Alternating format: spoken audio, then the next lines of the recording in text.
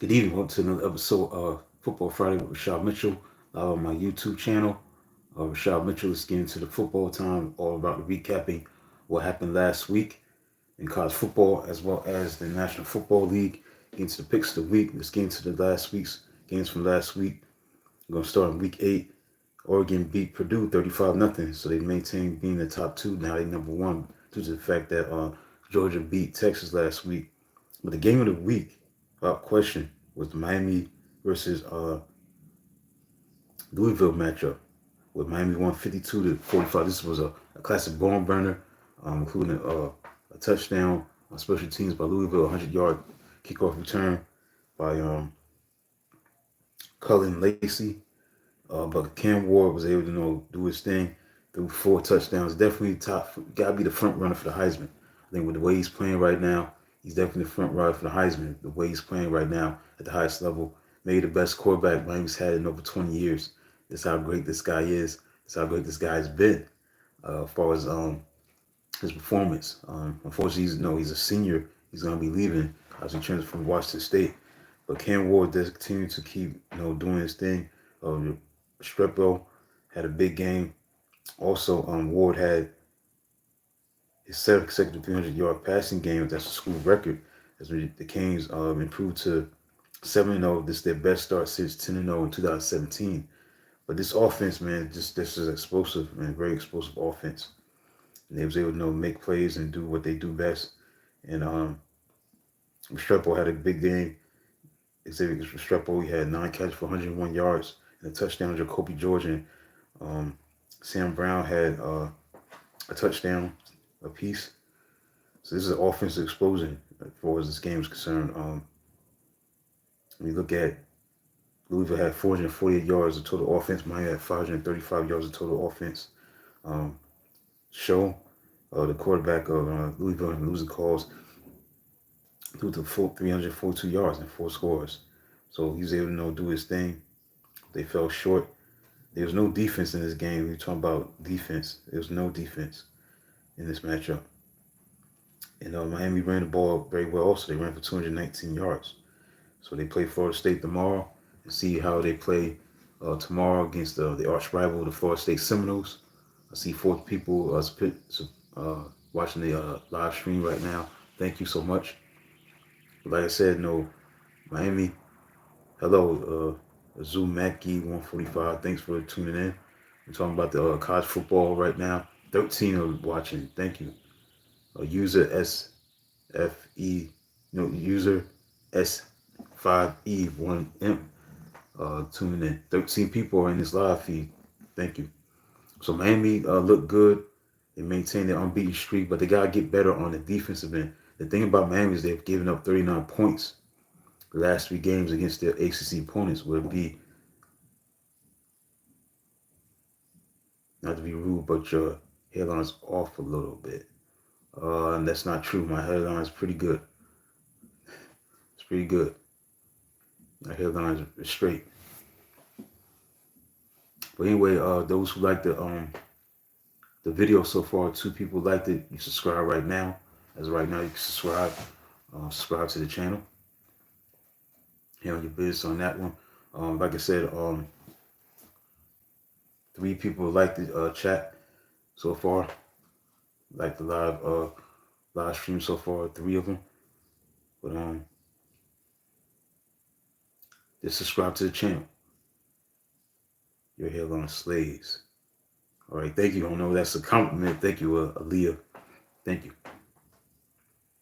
16 people in the chat. So like I said, Miami won that game 52-45, but they got to show up their defense, because the thing about Miami's defense, they had not played well the last 3 weeks against California, Virginia Tech, California, and Louisville. They're giving up 39 points a game, and they're giving up a lot of big plays. They gave up a lot of big plays last week against University of Louisville. Way too many big plays, and the way they're gonna win the championship, they gotta show up the defense. Right, 4 people like it. So again, subscribe to the channel. 4 people like this live feed. Support the channel by subscribing. But Miami has to get better. They have to get better on the defensive end. They want to compete for the national championship. The offense is great. They may have the best offense in college football. Best offense in college football. I think when you look at this Hurricane team, the offense is definitely outstanding. But the only problem is that they gotta get better on the defensive end. Defensively, they have not played well the last 3 weeks, giving up way too many big plays, especially against Louisville. Against Louisville, they gave up, according to the research, 15 plays of 10 or more yards, and including 7 plays of over 20 yards last week against Louisville. So Miami's defense is not playing well. They're allowing 39 points a game the last 3 weeks against AC opponents. All right, got 5 likes. Again, make sure you subscribe to the channel. For those who like this video right now that I'm posting up, that I'm doing right now, make sure you subscribe to the channel. Like I said, the Hurricanes are giving up 404 total yards of offense. So they're not playing well in defense, Miami. They're doing well on offense, but the defense is not good, so they got to show that up. So that was the best game of the week by far. Also, a big win for Tennessee, beating Alabama 24-17. That was a big win for them, for Tennessee. Bad loss for Alabama. It's the second loss, so they got to watch, make sure they don't lose another game or two, or else they're going to be out of the playoff hunt. So they're 5-2 right now. They lost on the road against Tennessee last week. So that's a big win for Tennessee. Obviously, Michigan's not going to be in no playoff hunt because they lost last week on the road against Illinois, the number 22 team in the country. They lost 21-7. So that's it for Michigan. Michigan is now, they got 3 losses. So 3 losses on the season. So they're not gonna be playing for no national championship. Okay, 6 likes so far. Make sure you subscribe to the channel. Deeply appreciate it. Keep on doing it. Keep moving. And also, it was the first win for Illinois over Michigan since 2009. So it's been a long time coming for Illinois to beat Michigan finally. First time in 15 years. That's it for Michigan. There'll be a new national championship team this year. No repeat for Michigan. They're out. That third loss. And then you got the game that's supposed to be the best game of the week, but it wasn't. But it had a lot of hype. Georgia, number 5 team in the country, went into Texas, and they won 30-15. Big time performance by University of Georgia, basically, especially on the defensive end. They had 7 sacks. So they did on the defensive end. Also, they did run the ball. Carson Beck did not play well. He threw 3 interceptions. He didn't play his best game. But Trevor Etienne had 19 carries, 87 yards, 3 touchdowns, had the hat trick. So they did more on the defensive end and running the ball more than anything. That's the reason why they won this game. You know, the defense was outstanding. Like I said, they had 7 sacks. So they did on the defensive end. And they now 6-1. And now with Texas losing, now Oregon's the new number 1.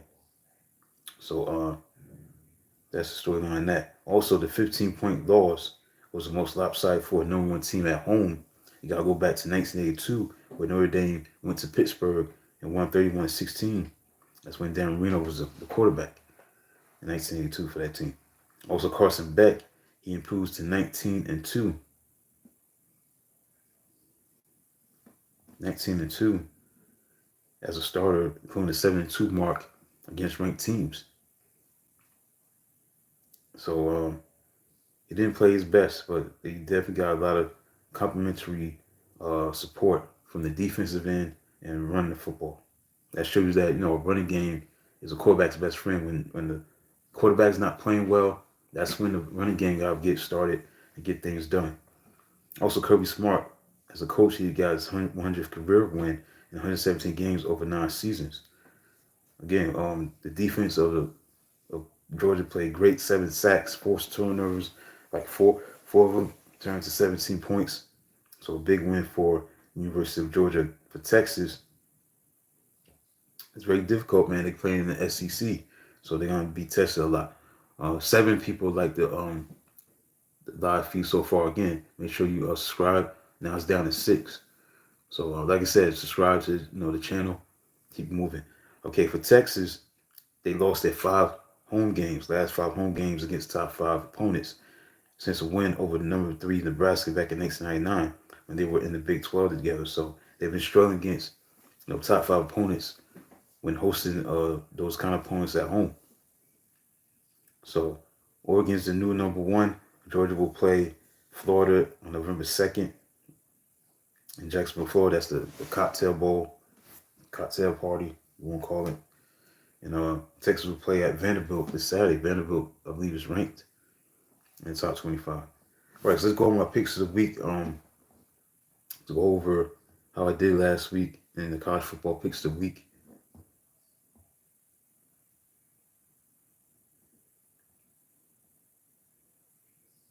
I was 30-14.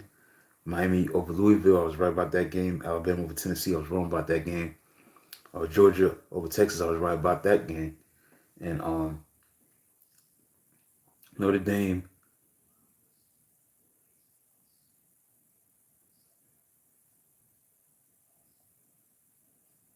No, I went to the barber shop today and I got the black put on my beard and my hair. So I went to the barber shop for some person that responded to my question about my hair and my beard. It wasn't no painted. No, it was not painted. It was done by a barber.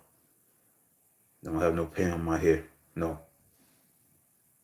my own barber. A barber took care of my hair today.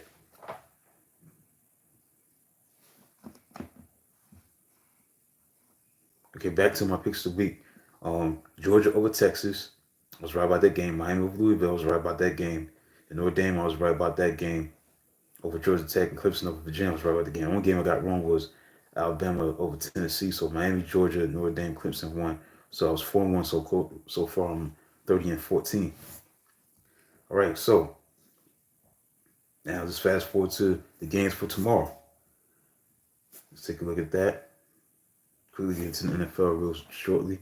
But let's get into week 9 of the college football season. We got Nebraska at Ohio State. I gotta go with Ohio State to win that game. I think Nebraska just not in the same class as University of Ohio State. So I got Ohio State beating Nebraska at home, 12 noon. Ohio State leads the series 7-1. What's at stake is State still in the hunt, obviously ranked number 4 in the country, but now there's no margin for error. They can't lose, obviously, to an unranked Nebraska team. The key matchup in this game, keep your eyes on, is the Ohio State passing game against Nebraska's defense because the Buckeyes are 6th in the country. They are averaging 503 yards per game, including nearly 300 passing yards. The Huskers are allowing just over 200 yards per game through the air, including 280 yards to Indiana Saturday. Players to watch, keep your eye on freshman quarterback Dylan Raiola. See how he plays against Ohio State. Also for Ohio State, keep your eyes on Jeremiah Smith, the true freshman. He had 9 catches for 100 yards in the loss to Oregon. He's already has 553 yards receiving, 7 touchdowns through 6 games, and has rushed for 33 yards and another score. He's definitely great on a highlight reel, making one-handed catches. Nebraska has lost 26 straight games against top 25 opponents since beating Oregon in 2016. The Huskers have dropped 17 straight against ranked opponents on the road since winning at number 12 Penn State in 2011. The Huskers have lost 14 straight against top 5 opponents. So those are some of the facts and figures, news and notes that you need to know about them. Right, Notre Dame and Navy play tomorrow. This is an interesting game. This game is going to be at MetLife Stadium in New Jersey.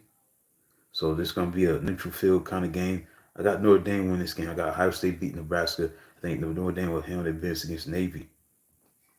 So this is 2 ranked teams. Notre Dame number 12 and number 24, Navy. Yeah, Notre Dame is favored by 12.5 points, and it's 97 million between these 2 teams. So interesting to see what happens. This is a rivalry. So it's an interesting matchup. I got Notre Dame winning though this game. I got them winning this game. Indiana, they may be one of the surprising teams this year. They're 7-0 Indiana. They play at home against Washington. Very, very surprising team. Led by let's see who's a quarterback. Yeah, Taven Jackson. He's a player to watch for Indiana. He's a transfer from Tennessee. So third year player. He's a fan favorite since transferring to Tennessee to his home state. So keep your eyes on him. Also, and also college game day, that studio, that pregame show. They're gonna be traveling to Bloomington. This is their second trip. You gotta go back to 2017, the last time um, college game day was on campus at Bloomington, Indiana, in 2017 when Ohio State played Indiana. Players to watch for Washington is cornerback Thaddeus Dixon. He's a prep star for Los Angeles, 6'1". He can match up with tall receivers.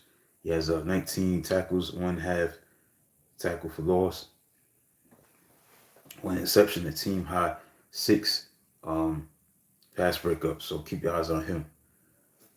Key matchup is keep your eyes on Washington wide receiver Denzel Boston against Indiana secondary. The Huskies lost their top three receivers from 2023 to the NFL, so giving the 6'4", 209-pound Boston room to showcase his skills. He has 40 receptions for 440 yards. He leads the Big Ten and ranks second nationally with 9 touchdown catches. So keep your eyes on that. He's going to definitely be a challenge for the nation's 30th ranked pass defense that Indiana who just has. What's at stake for Indiana is, again, they're a very surprising team, maybe a surprising team of college football with a 7-0 record. A win tomorrow will be a match of its 1967 Rose Bowl team for the best start in school history and will keep the Hoosiers atop of the Big Ten standings as they chase the playoff spot. So this is a very interesting game right here. The Indiana Hoosiers, 7-0.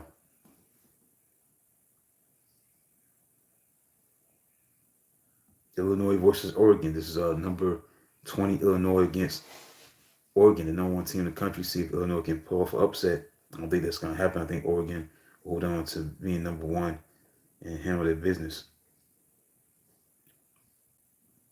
So they know what's at stake. They can't afford to stub their toe.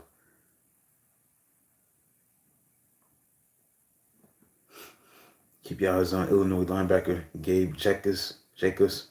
He has 5.5 sacks this season with 42 tackles, 7.5 tackles for loss. He had 13 tackles, 6 solo tackles, 2.5 sacks, and a forced fumble. Keep your eyes on that. This is an interesting game. Alabama, number 15 team in the country, this may be an elimination game right here. But they play at home against Missouri, who's 6-1, number 21 team in the country. This is an interesting game. Alabama's 13.5-point favorites. Alabama leads the series 5-2. So both these teams are trying to keep their playoff hopes intact. Well, you'll see what's going on tomorrow with this game. When you look at Alabama, they will enter November with multiple losses for the first time since 2007. So this is uncharted territory. This is something that Alabama's not used to. They're not used to being a team that has 2 losses so far in the season, during this part of the season. As they go into November, usually they be undefeated or have one win. But they're not playing good football right now. They're not playing like your typical Alabama team. So this is a very interesting game between 2 ranked opponents. Key matchup is keep your eyes on is Alabama's running game against Missouri's defense, because Jalen Monroe attempted 45 passes against Tennessee, hasn't gotten loose lately as a runner. Jamarian Miller, the running backs, Jamarian Miller and Justice Haynes have been solid, but not the dominating backs that they used to have, like Derrick Henry, for example, or Trent Richardson, or Mark Ingram, or his name, Najee Harris. I think that's his name, Najee Harris. So they haven't had a strong running game in a long time. The Tigers ranked 10th in the SEC in run defense, giving up 115.4 yards per game. So keep your eyes on that. Also, Alabama has won the last 5 meetings. Missouri took the first 2 in 1968, 1975. This is the Tide's lowest ranking since falling to number 15 at the regular season ending loss to Auburn in 2010. The Tigers are trying to produce consecutive 71 starts for the third time since 1968, 1969, and 2006 and 2007. Missouri's string of 20 consecutive weeks in the AB top 25 will be in jeopardy with a loss. Alabama is seeking its 21st consecutive homecoming win. The last loss was 35-21 defeat to LSU on November 3rd, 2001. November 3rd, 2001. Now, the defense of Missouri is very good. They rank ninth in the nation in both total defense, 273 yards per game, and pass defense is 157.9. But I think Alabama will bounce back and win. Then you got Texas. See how they respond. They travel to Vanderbilt. This is a battle of ranked teams. Number 5 Texas versus number 25 Vanderbilt. This is a very interesting matchup. As the Texas Longhorns try to avoid 2 consecutive losses in the SEC. They got one loss, so they want to bounce back. Obviously, keep their hopes alive for a playoff. They ranked number 5, so they still got a chance.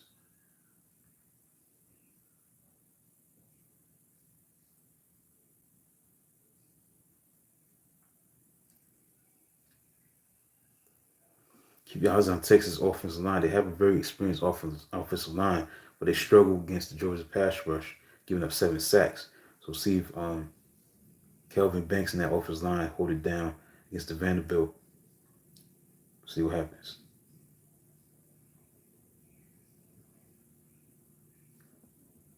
I think Texas will win.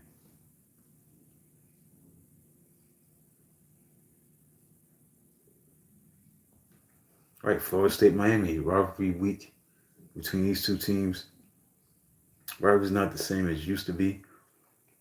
It was losses luster, but 7-0 Miami against 1-6 Florida State, which has been a lost season. As Miami seemed to maintain their focus on AC championship game and obviously a playoff berth. Obviously, there's no pressure on the Seminoles. But when you look at Cam Ward, the quarterback of Miami, he's the nation's top quarterback in different categories, yards, touchdowns among them. He's definitely on point. He's definitely got to be the front runner for the Heisman. See how Florida State handles that.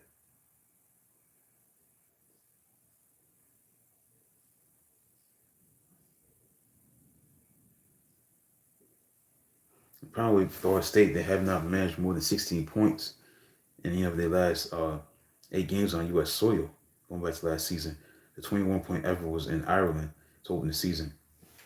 But the thing about Florida State, that they have a chance against Miami because Miami's defense has not played well. They've given up 39 points last 3 games, including 404 yards per game. So Florida State got a chance, even though their offense has been struggling all year. They're going against a Miami defense that the last 3 ACC opponents, like California, starting with Virginia Tech, California, and last week against Louisville, they're giving up 39 points a game. And they're giving up 404 total yards of offense. And they gave up these 15 plays of 10 or more yards, including 7 plays over 20 yards against Louisville. So this Miami team defensively has to get it better, get it together, because the Hurricanes defense have given up at least 34 points in 3 straight games. That's the first time any Miami team has done that since 2013 in November of 2013. That team went 0-3 in those contests. This team has gone 3-0. And again, they have Cam Ward to thank and a strong run game, but Cam Ward's been a difference maker. And despite them giving up all those points, he's been able to make plays and make it happen, lead them to come back victories and get the job done. So Miami has had 3 game streaks of giving up 34 or more. In 1984, who in the hell Flutie played by Doug Flutie against Miami the day after Thanksgiving against Miami, throwing that Hail Mary caught by Jared Fielding. 1952-1944, the Hurricanes are 0-3, but they've changed that situation. Despite giving up all these points, they're still 3-0. But they gotta be careful. But anyway, this is the 69th Miami-Florida State matchup. There's never been a 6-win disparity between the programs entering any of those contests until now. So that shows you, again, how far this rivalry between Miami and Florida State has fallen. When you have a situation where both teams are not in the same direction, they're going in opposite direction. Miami's going upward, Florida State's going down. And that's the thing about this rivalry. So it's a 6-win disparity. It's something that has never occurred between these two schools, two blue bloods. Never been a 6-win disparity till now. So there have been 2 games where the teams were separated by 5 wins. Miami was 5-2. Florida State was 0-8 going to the 1974 game, and Florida State put off the upset, 21-14. So Miami gotta be careful. And also, Florida State was 6-2 against a 1-4 Miami team in 1958. Florida State won 17-6. So a Miami win will make Miami 4-0 against in-state competition because they beat Florida, Florida A&M, and South Florida. And Miami hasn't gone 4-0 against Sunshine State opponents since 2009. So Florida State has not yet faced an in-state rival this season. Miami will be the first November 30th home game against Florida ends the Seminoles regular season slate. Last year, Seminoles had 322 yards last year against Miami. Most of the players responsible for those yards are no longer at Florida State. So that's narrow with that. But I think Miami will win a close one. Like, I see more from this Miami defense. The thing is going to be a blowout. Right, Penn State plays Wisconsin.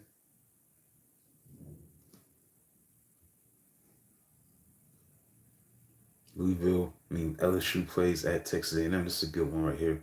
Battle ranked opponents. Both teams are 6-1, trying to keep their hopes alive for a playoff. So that's going to be an interesting game. The Aggies of Texas A&M are expecting more than 100,000. They look to get their second straight home win over a top 10 team. They did the same thing. They did that on October 5th, winning at home against Missouri, number 9 team in the country, 41-10. So we'll see about that. They do it again. Keep your eyes on Le'Veon Moss, the running back. He's ranked 13th in the country by averaging 218.6 yards rushing. The LSU defense ranks 33rd against the run, only allowing 114.9 yards rushing per game.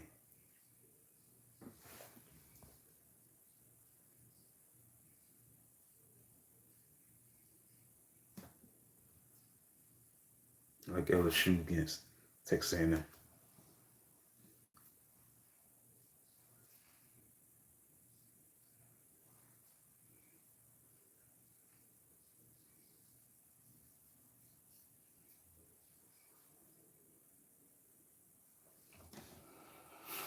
Okay. So that's the storyline with the slate of games for week 9 tomorrow. All right, let's look at my picks of the week for tomorrow. Let's look into that. What I have for tomorrow. I got Miami over Florida State in a close one. Alabama over Missouri. Ohio State over Nebraska. Notre Dame over Navy, and LSU over Texas A&M. So those are my winners for tomorrow for week 9 of the college football season. Miami, Florida State. Miami will win that game in a close one. Alabama over Missouri. Ohio State over Nebraska. Notre Dame over Navy. And I got LSU over Texas A&M. All right, so now it's time to get into the professional football league. Let's get into it, man. Do the recap of last week's game. I'm going to start with Detroit, man. Big win for Detroit over Minnesota. Previously unbeaten Minnesota Vikings as they won 31-29. And the thing that stands out is Jared Goff is playing at a high level. I mean, last 4 games he's had 140 passer rating for the 3rd consecutive game. And the thing about him, and that feat that he accomplished last week, he's only behind 3 quarterbacks who have done that. Kurt Warner, Roger Staubach, Aaron Rodgers to have 3 straight games with 140 passer rating. So his completion percentage, very efficient. 22 out of 25 for 280 yards and 3 touchdowns. I think it was 3 touchdowns. I think it was 2 touchdowns. Yeah, 22 of 25, 280 yards for a touchdown pass to Evan St. Brown and Khalif Raymond. No turnovers. And this is 3rd straight game with 140 plus passer rating, joining Aaron Rodgers in 2011, Kurt Warner in 1999, and Roger Staubach in 1971. Roger Staubach in 1971. Kurt Warner did it second time in 1999. Then Aaron Rodgers did it in 2011. Like 3 straight games with 140 plus passer rating. So they the only quarterbacks to accomplish that feat. So now Goff joins those 3 guys, as the 4th quarterback behind Rodgers, Warner, and Staubach. So this team's definitely a big time team. Gibbs had 150 total yards of offense line of scrimmage. This team just supposed to they for real. Even though they don't have uh, Aiden Hutchinson, they're still capable of winning big games like this. This gave Vikings their first loss. And Jamario Gibbs, he had 116 yards rushing, 2 touchdowns. They could run the football. They ran for 144 yards. Um, this team just is supposed to. They're a live team. They're the best team in the NFC. You can make a case. Big win for Green Bay over Houston. That was a big win on a field goal by Brandon McManus for 45 yards. As Green Bay won 24-22. As Jordan Love threw 3 touchdowns, despite the 2 interceptions, 220 yards. But great give credit to the defense of Green Bay. They held C.J. Stroud to gotta be a season low in his career, 86 yards passing. So defensively, Green Bay held it down. They definitely put on a big performance on defense. Because Houston had so many weapons. Now they couldn't stop Joe Mixon. He had 115 yards and 2 touchdowns on 25 carries. Why are we not talking about his hair? Somebody want to troll me. Come on now. My hair is good. Simple as that.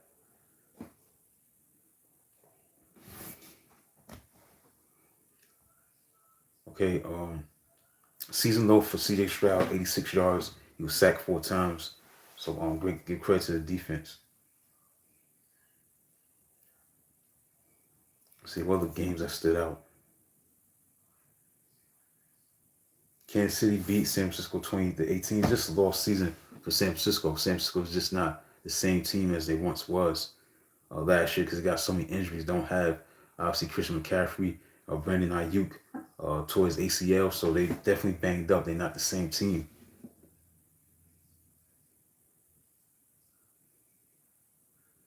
Wait, you'll hear from me laugh out loud. Right, man. It's all good. Like I said, when you look at San Francisco, they're just not the same team. They're 3-4 in the season. Chiefs 6-0, but he's not playing like a 6-0 team. When you look at Patrick Mahomes, he didn't play well last week. What they're doing is they're doing it with defense. Now they just recently made a trade this week for DeAndre Hopkins.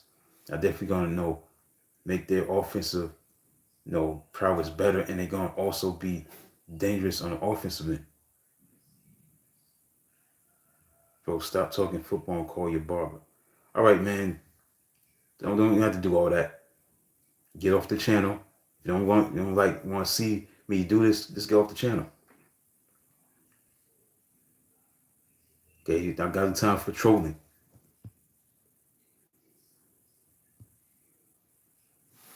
So I'm gonna hide the chat. Take care of that. Got time for the nonsense. Okay, you don't like where my haircut look like? Get off the channel. Okay, Julius, that's your name. Get off the channel. So hide the chat. I don't want to see the chats. So like I said, like I was saying, Kansas City is a different team. They're all about defense. That's what they're about. They're all about defense. That's what they're made of defensively. Patrick Mahomes threw for 154 yards, 2 interceptions. They did run the ball solidly with Hunt, 78 yards, 22 carries, and 2 touchdowns. So getting the addition of DeAndre Hopkins definitely gonna make the team, better as far as a wide receiving core because he's definitely a Hall of Fame type of receiver, DeAndre Hopkins. So that's definitely gonna help their offense. And also one more thing, we'll talk about Baltimore. They beat Tampa Bay. That was a big time win for them. 41-31, 281 yards for Lamar Jackson, 5 touchdowns. That was a big time performance by him. And the Ravens continue to keep it rolling. That's 5, wins after the only 2 starts. So they're playing very well right now. Okay, so that's it for a look at the Week 7 games that stood out. Let's get into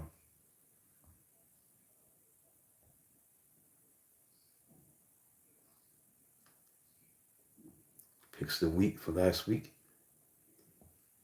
Thing about it, man, when you're doing live feeds, you gotta watch out for people that's trying to troll and say stuff negative. I just block them. I'm gonna hide the chat. I'm not gonna pay attention to it because you don't like what you see. Get off the channel. Get off the channel. Simple. I'm not time for the nonsense. You don't like my hair? Good. That's good for you. Just get off the channel. You have to make no comments. That's why I hid your chats. I got no time for the nonsense. I rebuke you in the name of Jesus. Stop it. All right. Last week I did 4-1 last week. 4-1 last week. And 23-12 picks of the week record. Lions over Vikings, I was right about that game. Texas over Packers, I was wrong about that game. Chiefs over the 49ers. Bills over the Titans. And Commanders over the Panthers. The only game I got wrong was the Texans over the Packers. I got the Chiefs game right, Lions game right, Bills game right, Commanders game right. So I was able to have a 4-1 record. Now I'm 23-12. So let's fast forward to week 8. I got the Bills over the Seahawks, Eagles over the Bengals, Commanders over the Bears, Jets over the Patriots, and the Texans over the Colts.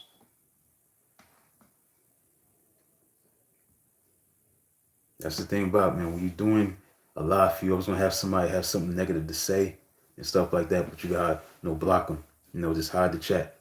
I got no time to be paying attention to foolishness about my hair and stuff like that. Don't watch. Simple.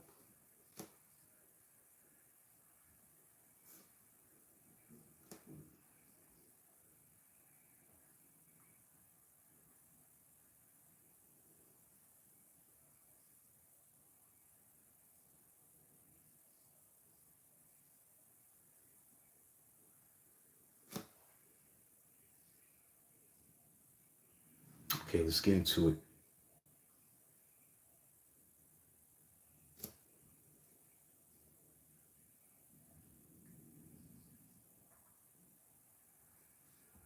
Let's get into what you need to know about these matchups for week 8.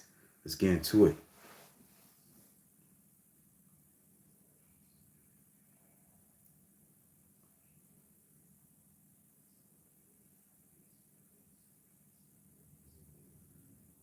Okay, Eagles versus the Bengals. That's going to be an interesting game. Bengals are playing pretty good of late. They won last week against I think they beat Cleveland last week. They beat Cleveland last week and they beat the Giants. So now they play the Eagles, a team that bounced back, got a win against the Giants. No surprise there. But the Eagles are playing good as far as running the ball. They rushed the ball combined 81 times over the past 2 weeks. 10 more than the next closest team for 385 total yards. So they run the ball pretty well. 192.4, 192.5 per game. And Saquon Barkley is second only to Derrick Henry of the Braves in rushing yards per game, 109.7, coming off 176 yard performance against his former team. So Cincinnati has yielded 136 rushing yards per game, has given up the second most rushing first downs, 65. Okay, the Bengals, Cincinnati offense is looking to rebound after a rough couple of weeks. In back-to-back wins, the Bengals have scored touchdowns on 16.7% of their drives. Stat knows that since 2022, the Eagles' A.J. Brown and Bengals' Jamar Chase are among the top 4 receivers in receiving yards after contact. Chase leads 452. Brown has 394. Ravens versus the Browns. Obviously, this is a tough game to watch. Unfortunately, Deshaun Watson hurt his Achilles last week, so he's out for the season. So James Witten is going to be taking over for him. That's a standout thing for the Browns. They have a new quarterback. But the Ravens are bowling along, man. The Ravens definitely going to, we won't be surprised if they win this game over the Browns. Derrick Henry goes against a Browns defense that has not allowed a running back to gain more than 67 yards this season. So it's going to be a tough challenge for Derrick Henry. But Henry has been on the tear. He's running for 873 yards rushing, which is his most in his first 7 games of a season in his 9-year career. So we'll see what happens with that. Now, Cleveland faced Henry last year. They held him to 20 yards. See if he can do better this time. Sack knows that quarterback Lamar Jackson tied a single game career high with 5 passing touchdowns against the Buccaneers on Monday. He needs 4 touchdowns to match the mark he set in 2019 for the most touchdowns over 2-game span in franchise history. This is not a great game. Lions versus the Titans. I expect the Lions to win this game. Now they're gonna be without James Williams. He's um, serving a 2-game suspension for violating the substance abuse performance enhancing substance policy. But the stat knows that Amon Ross St. Brown, the wide receiver with the Lions, is 11 yards away from reaching 4,000 career receiving yards.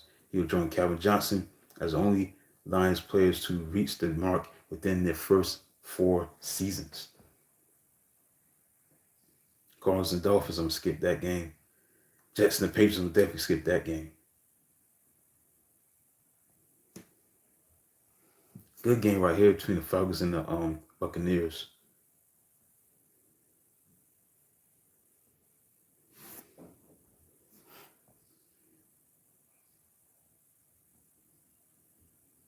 Both teams are a game over 500, 4-3 on the season.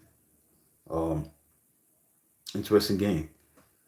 The Falcons, when you look at them, they've been strong with the pass rush, but they haven't been good against the run. So they're 28th in the league in run stop win rate, 28.1%. Meanwhile, the Buccaneers are 9th in the NFL in run block win rate, 73.1%, opening holes for Bucky Irvin, Rashad White, and Sean Taylor.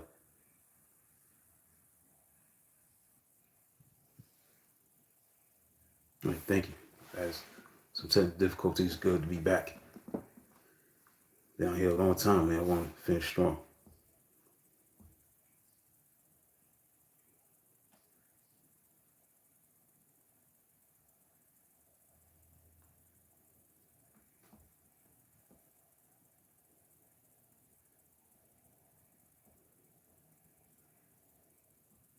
Except to know that the Falcons are looking to start 4-0 or better in their division for the third time since realignment in 2002. They went 4-0 in 2010, 5-0 in 2015.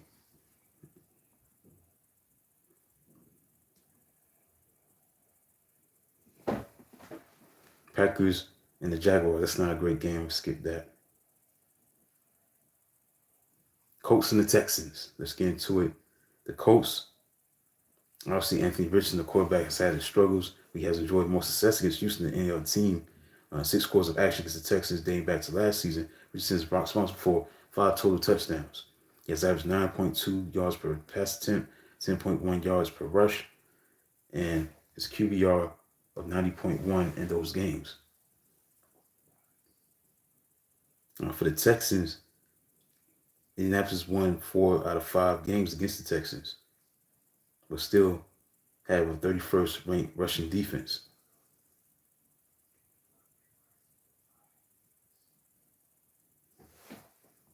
Excuse me, let me see. That means they've beaten the Texans. I don't think that's the case. I think they won 4 of the last past 5 games. So they are 4-3. So they still possess 31st ranked rushing defense.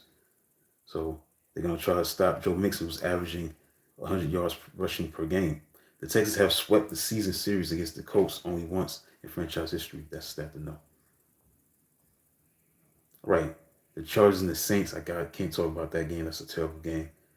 This is a good one. 5-2 Bills against the Seahawks. 4-3. The Bills scoring points on the road hasn't been a strong point for the Bills. They're averaging 21 points away from their home turf. They're 2-2 on the road this season. So they're going against this Seattle defense that has allowed 23.4 points per game this year. Obviously got Amari Cooper. So look at the Seahawks. They did have addition to their team, Ernest Jones IV. He would try to help their run defense. Keep your eyes on that. Stat knows that if the Seahawks score over 20 points for the 8th straight game, they're tied the longest streak of reaching that mark to begin the season in franchise history. Go back to 2020. Wow, Broncos and the Panthers. I can't get into that game. Chiefs and the Rays. I expect the Chiefs to beat the Raiders, definitely. So let's skip that. But DeAndre Hopkins definitely gonna be playing in this game. Obviously, he make his debut. So keep eyes on him. This is a good game right here. Washington Commanders against the Chicago Bears. Look at the Bears, man. The defense playing very well. They only allow 21 points or fewer in 12 straight games. They're going to be challenged, obviously, by the high-powered offense of Washington. Um, they rank third in points per game, 30.1, fourth in yards. So this will be a true test of Chicago defensively. Dealing with a top three rushing attack led by Brian Robinson Jr., with averaging 4.7 yards per carry.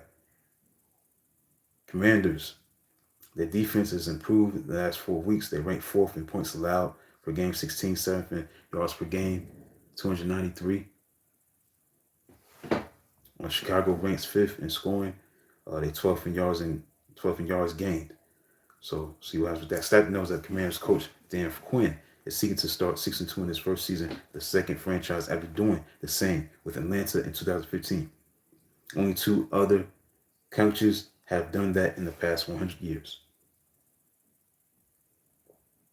And then you got a rivalry of two teams that have not playing well so far this year.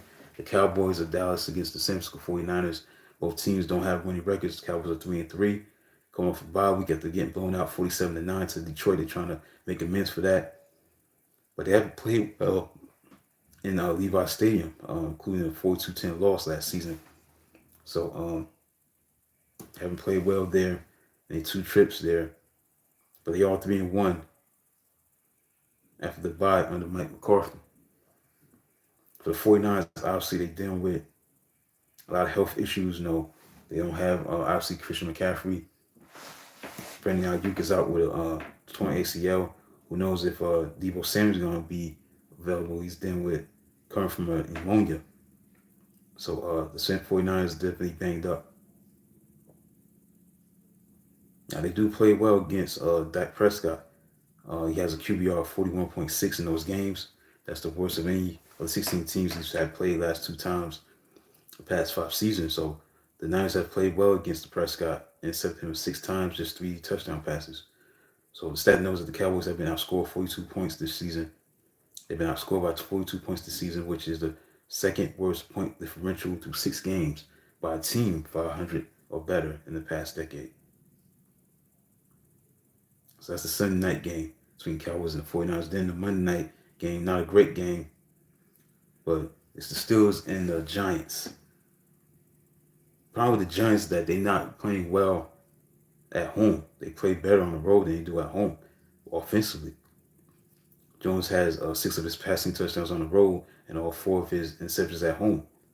So we'll see what happens in Pittsburgh. For the Steelers, obviously Russell Wilson is going to be under center. The Giants do lead the league in sacks. So how do the offensive line at the Steelers protect Russell Wilson, led by Dexter Lawrence, who has 9 sacks on the season? So see what happens. Stat knows that the Giants had 119 total yards in their loss to the Eagles, which is their fewest since the 1999 season opener at Tampa Bay, 25 years ago. All right, so that's it, man, for tonight's Football Friday with Rashad Mitchell. Be back next Friday to do the same thing, same live feed on my YouTube channel. Looking forward to that. I won't do no live feeds tomorrow. I'll be back on Sunday night to do like the week that was in the NBA on Sunday. So it's been a great week of great live feeds and content on streaming live. So I'm grateful for this. I'm looking forward to continuing to do this and make it happen. So that's what it's all about. So I'm looking forward to continuing give you great content.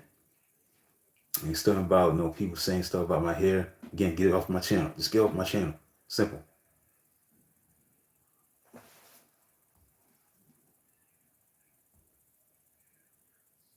Just get off my channel. Simple. I'm not the one. It's that simple. So when people come on my channel and say some stuff, you're gonna have that. So when you have your own channel on things that everybody's not gonna be nice. So people gonna be nasty and rude, but I just block the chat. I ain't got an opinion, no mine. I'm not giving place to the devil. I'm not giving place to it. You don't know me very well, just get off my channel. So it's been a great live feed. Thanks for those who've been tuning in. The 6 likes. Continue to subscribe to the channel. I'll be back on Sunday for the week that was in the NBA. That'll be the next stream. Then on Monday, class book for Rashad Mitchell. Bible study time. Get into that. and then do some broken cisterns. I do that at 10 o'clock. So it's going to be a double-headed extravaganza, all about the word, mostly next week. So that's it for today's live feed. Thanks for tuning in. Until then, talk to you soon.